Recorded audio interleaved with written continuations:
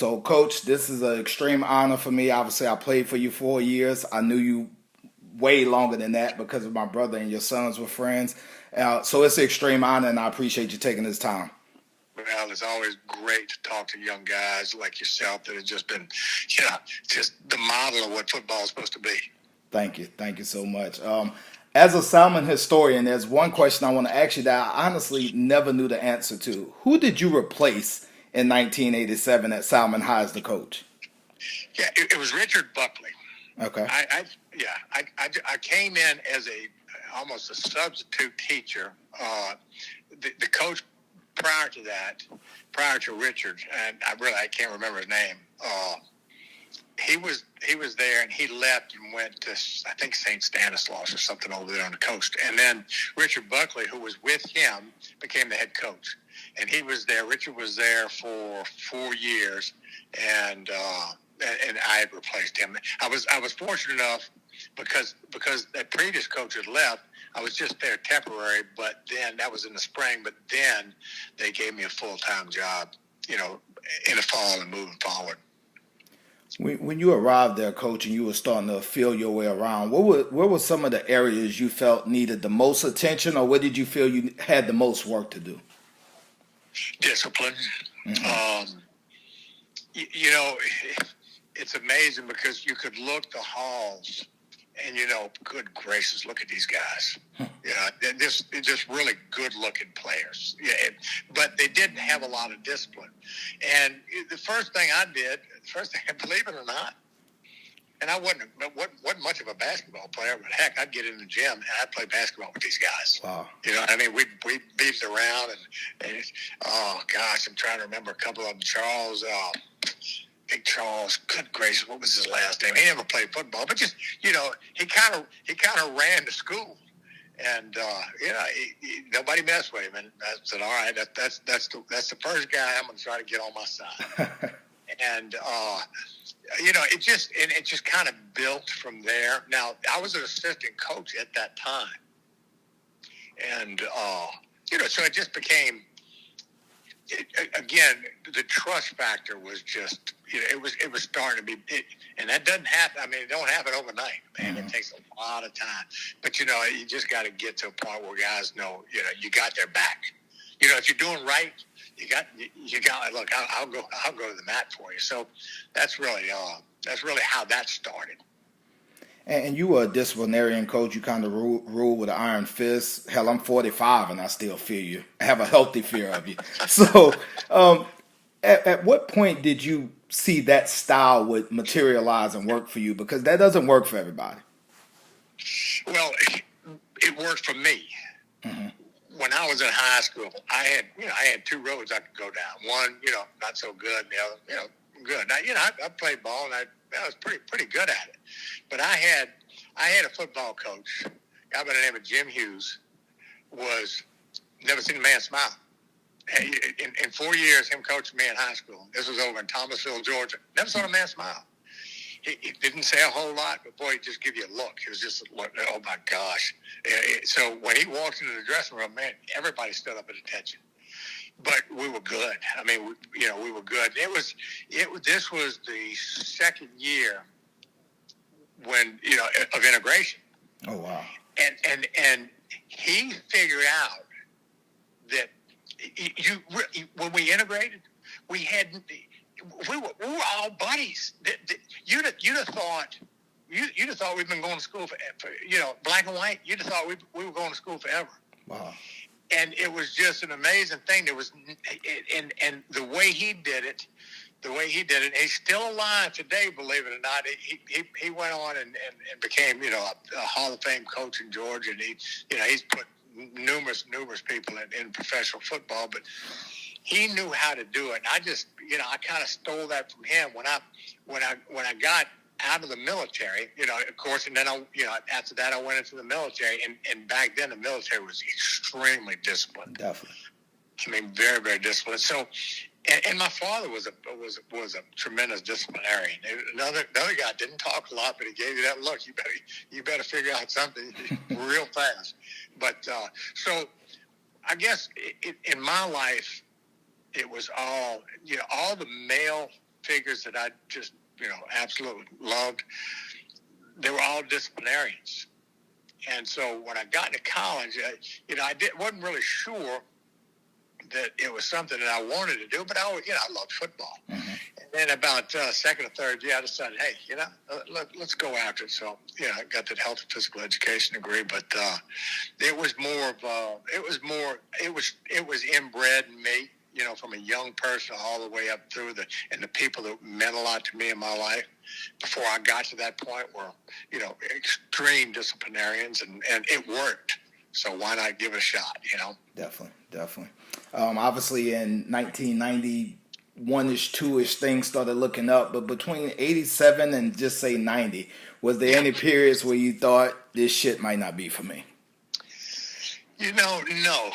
I love challenges. Good gracious. You tell me you can't do something, I'm on it like a dog on a bone. Definitely. It's just, but I knew the type of kids that we had there. Mm-hmm. That was the beauty of Salmen back then. I'm going to tell you, we had some really, really, really fine kids. Mm-hmm. But it was a different world back then, too. That discipline. And that's all they really needed. Just let's play for something. Let's get together and do something together. And so we started, honestly, it wasn't, and I knew it was going to take, when I took over the job, I knew it was going to take a couple of years. Mm-hmm. But we didn't really pay any attention to what happened in August through December. All of our focus was really on what happened between January and August. So that's, the weight room became just a big issue. Definitely. Making sure we were there. The grades became a huge issue. Back then, look, if you had a D, I was able to line you up on a goal line. If you had a D on your report card, guess what? You're going to get one paddle. If you had an F, and I just line them up on a goal line. If you had an F, hey, it was 2. And, it just... And we'd get up sometime. I'd have them up at 5 o'clock in the morning. Oh, God. And we were running Spartan Drive right there. We were running Spartan Drive, and I was behind them in a car. I mean, this is don't stop as you got to start all over again.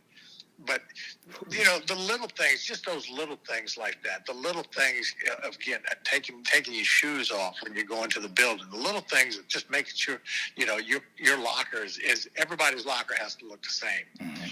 It was all those little things that we did. I think that was important. But everybody they gravitated to it. They loved it. They absolutely loved it, I thought, anyways, because they did it. And it just got to a point where, hey, they did it on their own. So that was really it. But no, as far as challenges, I'm telling you, I love the challenge. And, I can remember when David Smith was on the trigger, when he was our quarterback, and he kind of really, he and Lonnie Walsh are great because those two guys had a connection to throwing the football. But Dave was, he was an option quarterback. Mm-hmm. And we ran veer back then, and here we go. And it started, and from there, it just grew. It just blew up, No, absolutely, Coach. And then fast forward to 1994, your first state title against perennial powerhouse John Curtis.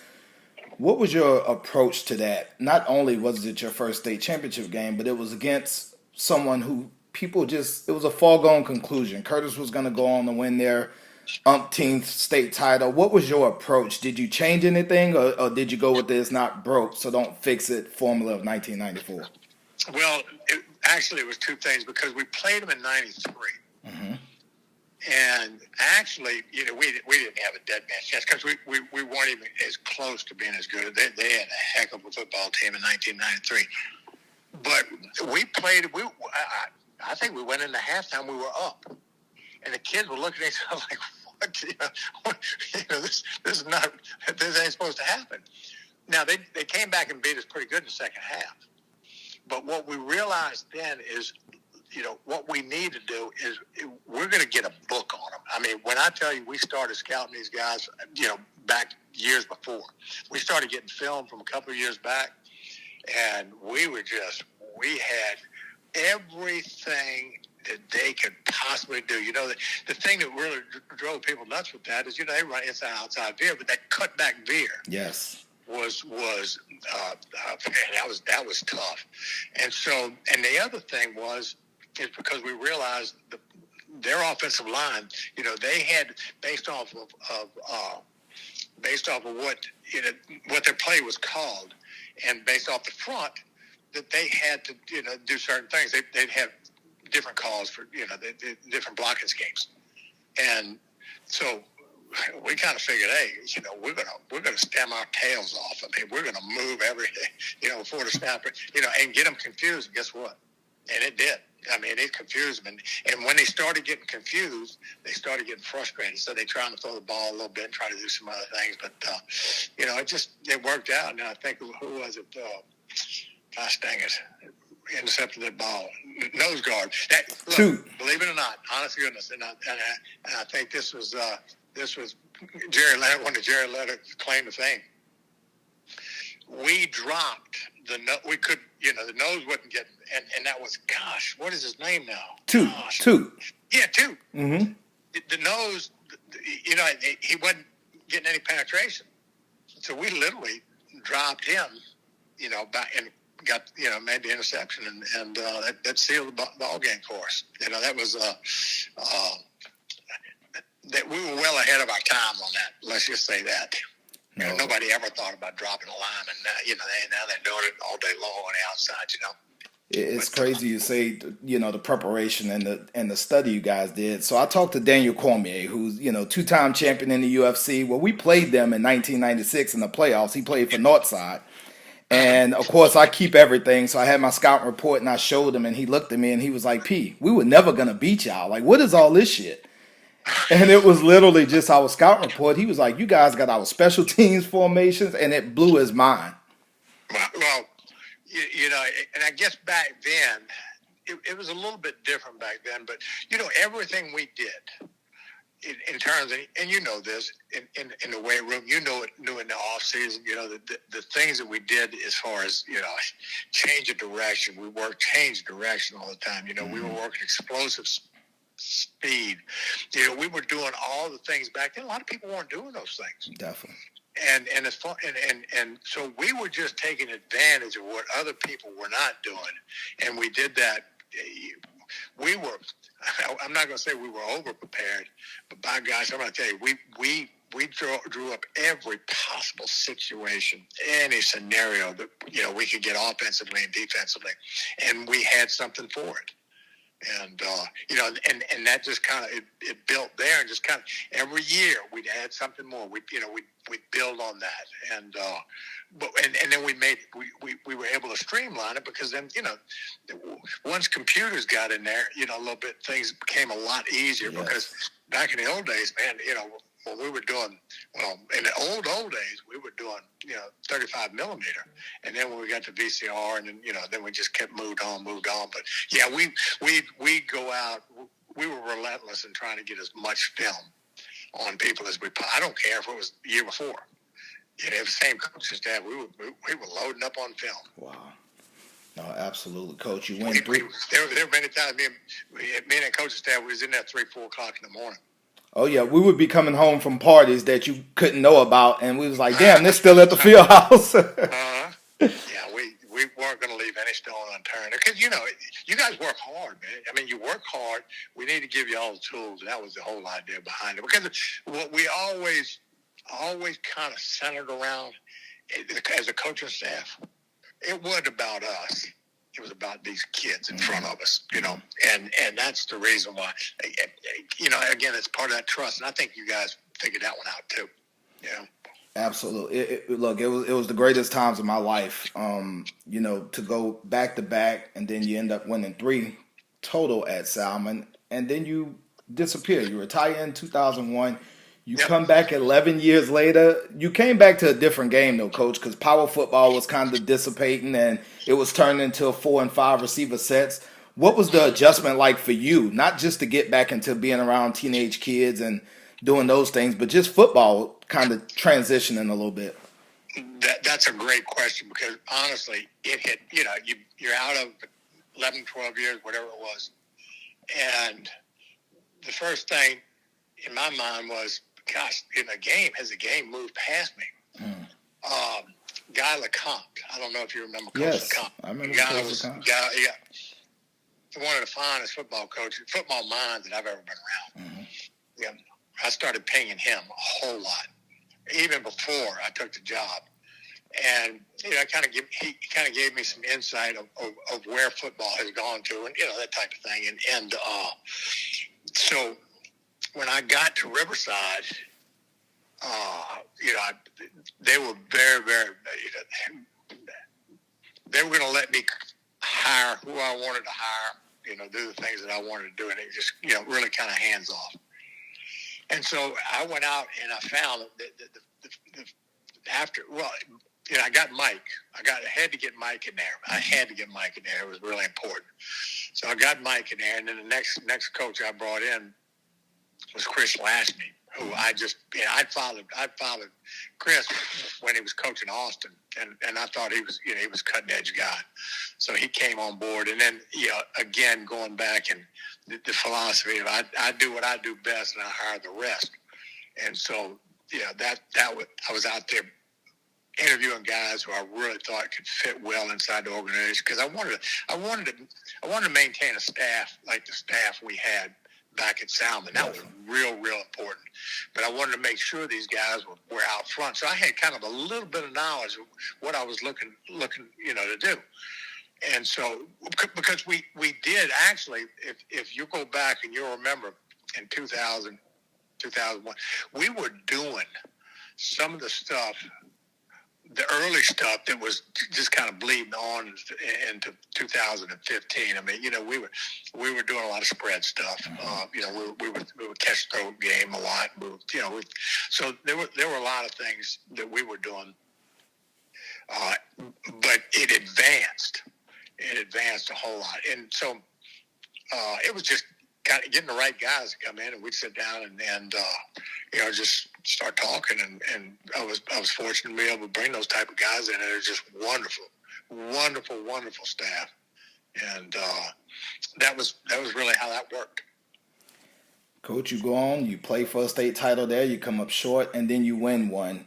Days after winning your fourth state title, you retired. It seemed relatively, I don't want to say like an easy decision, but it seemed like your mind was made up, given that there wasn't a whole lot of time in between capturing that state title and retirement. Was that kind of easy decision for you, given that you felt like it was time?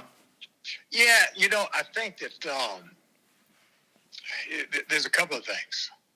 Number one, I was on a 5-year contract with those guys, and I'd say we'll reevaluate at the end of the 5 years to see if I had the juice to move forward. I think I was 62 at that point, 62 years old, and I still had a lot of juice in me. Don't get me wrong, but I started smelling little things that just. I'm going to tell you, I'm this is an honest conversation, so I'm going to be honest with you. Parents were starting to drive me insane. Wow. Because some of the parents didn't feel, they thought my discipline was a little over the top. Then you had the parents, of course, every parent is an agent. And they all think these kids are going to go on and play at the next level, and so forth and so on. And those things, I was having more trouble. I wouldn't call it trouble, more conflict a little bit with parents than I was with our ball players there. Mm-hmm. And it just got to the point where I said, I just don't know if I can continue, down this path. And don't get me wrong. The kids were great, and for the most part, the parents were really good. But when you get parents coming into your office and questioning this, and this, I had to get to a point where I told the coaches, I had a back office, and I told the coaches out front, just let them know, just tell them I'm not here. And when a parent would come in, and you could tell if they were a little bit agitated, I made sure I had 1 or 2 coaches come in with me. I had one parent wanted to come across my desk, and it just got to that point where I wasn't going to move. I wasn't going to budge. but I could just kind of smell the environment starting to change. Things starting to change a little bit. But, that's probably, I don't know. Maybe I was getting a little tired, too. When I sit back and I think about it, maybe I was just getting a little bit tired, too. Yeah. Well, they think they want to come across that desk, but I don't know how that would have fared for them. Well, I tell you, they wouldn't have gotten that far because I had some coaches who were pretty doggone loyal. They stopped them before I got there. But, but the love of the game has always been there. But if you get to a point where you think, because again, like I told you earlier in our conversation, that, I coached football for a couple of years. We wanted to win, but I thought it was a phenomenal tool to be able to take young men and turn them into grown men. Definitely. And when I had to fight, I think the biggest thing was I was having to fight some battles of what was going on home versus what was going on, 8 hours a day at school. And when you're battling parents, it's kind of hard. You're not going to win those battles. And I think that was really more it than anything else. And I'm being perfectly honest. I mean, that's the honesty. No, absolutely. And I understand the frustration, and that there's a burnout that comes with that because you're not just a football coach anymore. You're starting to go into counselor, and it brings other things. That's exactly right. Now the counseling side, no, I enjoyed that. I enjoyed that, but when you're bringing a kid across the threshold and you're bringing him to your way of thinking, but then the parents are telling you, no, that's not the way you're supposed to think. That was the thing that was really, I had one situation, and I'm not going to bring it up, but there was one situation that phenomenal player. We brought this kid, wound up being just a super duper kid, and something happened. I had to suspend him. Parents came in and said he didn't do that. I said, ma'am, you got other players that said, yeah, coach, yeah, he did it. That was and they came in and they just lambasted me, and so it's just, I think that was the straw that broke the camel's back for me. Wow. Unbelievable. Yeah. So a rumor that we always heard, Coach, and I always wanted to ask you this. We've heard that, you were going to go be Tulane special team coach. If Southeastern can come up with a team, Coach Stubbs was going to be the one to go coach it. Any truth to the rumors of you going coach collegiate ball during your prime I would say 95 to 2001-ish at Salmen? Oh, yeah. The first one was Jared Donardo. We had a meeting over at Southside, and a good meeting, and he offered me the tight ends job. And, it's kind of like, man, boy, wow, this is great. Then I started thinking a little bit, and then I had another opportunity at Tulane, of course, and an opportunity at Southeastern. But everything came back to one thing: recruiting. I didn't want to be away from the family. Definitely. As much as was going to be required. I knew if I jumped into it, I would be away because, again, those challenges, you're going after a particular kid. You got to get them. I mean, you got to, and I knew myself well enough to know that if I were to do that, then I think I probably would have lost my family because I wouldn't have had any time for them. Definitely. And so those were the things. So I had actually 3 opportunities to go to the next level, but just decided to stay where I was. I enjoyed it so much of what I was doing, and I just kind of kept it up like that. Well, we're very happy that you did, Coach. I was, I think, 39 or 40 years old. I saw you in Walmart a few years ago on the beer aisle, and you damn near made me take my beer out my cart as a grown man and put it back in the cooler, and then we discovered we drink the same beer. So I say all that to say your impact is amazing. The job you've done on not just me, my brother, and my family, so many others has been remarkable. And we love you. We thank you so much. Thank you for this interview, and it's an extreme honor, Coach. Well, Bill, I tell you, this has been amazing, and it's just, it really warms my heart to, hear about you guys and what you guys have done collectively. It's just been, it makes an old man feel proud that he was a little part of it, You were a huge part, man, and you did well by us, man. I can't even get into the so many personal situations that you helped us out with. So thank you again, Coach, and we'll be in touch, Bill, man. Thank you. I enjoyed it so much. Thank you. Let's keep in touch. We'll do.